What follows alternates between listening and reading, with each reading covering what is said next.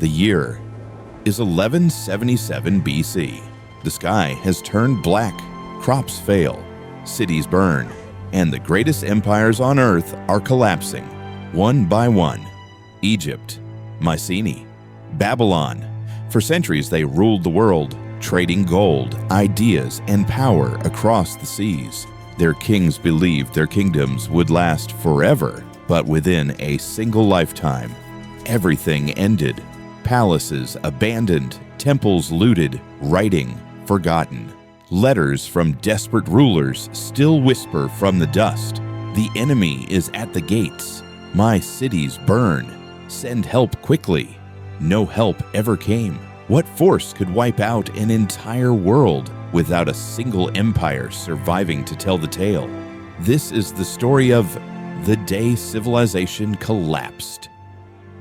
Before the sky turned black, the world was shining.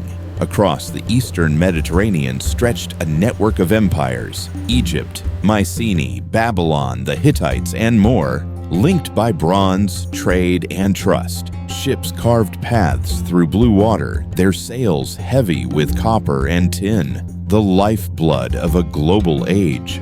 Gold from Nubia, cedar from Lebanon, spices from Cyprus. Every shore fed another. Merchants spoke many tongues but shared one dream: prosperity that would never end. In Egypt, pharaohs ruled from palaces of sunlight. In Greece, warriors forged legends that would one day become myths. In Babylon, scribes wrote the laws of kings on clay that still survives today. For the first time in history, humanity was connected. The world was not divided by seas. It was united by them. But every thread that binds also weakens the weave. One broken link, and everything can unravel. If stories like this fascinate you, ancient worlds lost to time, subscribe to Untold Civilizations and help us uncover more forgotten empires. Because what comes next will change history forever. But the Golden Age never lasts forever. At first, the signs were easy to ignore. The rains came late, the rivers ran dry, harvests shrank to dust beneath a burning sun. Merchants whispered of empty ports and ships that never returned. Caravans vanished in deserts that once bloomed with grain, and letters began to sound like cries for help. From city to city, rulers pleaded with their neighbors. Send grain, send soldiers. My people are starving, but no one had any to spare. The gods had fallen silent. Temples that once overflowed with offerings grew cold and empty. And in the east, earthquakes shattered walls that had stood for centuries. Everywhere, the world trembled, but no one understood that the shaking had just begun. What had been a web of peace was now a chain of weakness, and soon every link would snap. Then came the ships. Dark silhouettes on the horizon, hundreds of them, sails black with smoke, crews armored in strange designs no one had ever seen before. They came from the sea like a storm, and with them came the end. Cities along the coast fell in flames. First Cyprus, then Ugarit, then the great ports of the Hittites. Clay tablets found in the ashes still carry their final messages. The enemy ships are approaching. The city is burning. We have no way to escape. No one ever heard from them again. They called these invaders the Sea Peoples. But who they were, no one knows. Were they pirates? Refugees from famine? Or an army of desperate survivors from fallen lands? They fought with ferocity no empire could match. They burned what they could not steal. They destroyed what they could not rule. Egypt met them in battle on its own shores. Pharaoh Ramesses III carved his victory into temple walls. Great ships colliding in chaos. Archers raining fire. The Nile running red. Egypt survived, but only barely. The rest of the world did not. When the smoke cleared, the Sea Peoples were gone. No one knew where they came from. No one knew where they went. Only the ruins remained, entire empires erased in a single generation. And as the seas grew quiet again, The Age of Kings was over. If this mystery pulls you in, hit like. It helps more people discover the forgotten battles that shaped our world. The war ended, but peace never returned. The great cities were gone. Palaces lay in ruins. Libraries burned to ash. And the roads that once carried life now led only to silence. In Greece, the proud palaces of Mycenae and Pylos stood empty. In Anatolia, the Hittite capital of Hattusa was swallowed by fire. Even mighty Babylon trembled. For the first time in human memory, writing itself began to disappear. Scribes vanished, languages forgotten, generations born who could no longer read the words of their ancestors. Trade stopped, temples crumbled, whole nations simply ceased to exist. The world had fallen into darkness, not of night, but of memory. And for centuries, no one would know what had been lost. No kings, no letters, no monuments to boast of power, only ruins standing against the wind, whispering of a time when humanity reached too high, and the gods took it all away.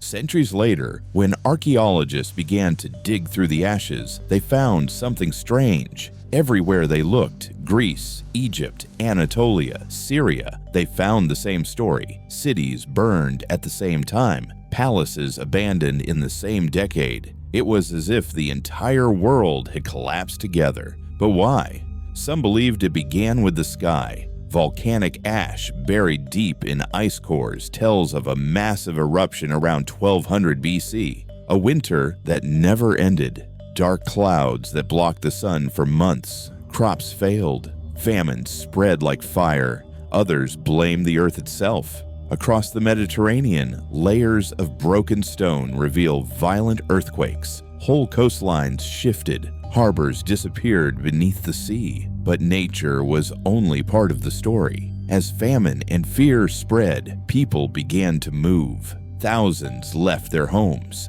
Warriors, families, refugees, sailing across the sea in search of food and land. They became the Sea Peoples. Not conquerors, but survivors. And yet, even that is not the full answer.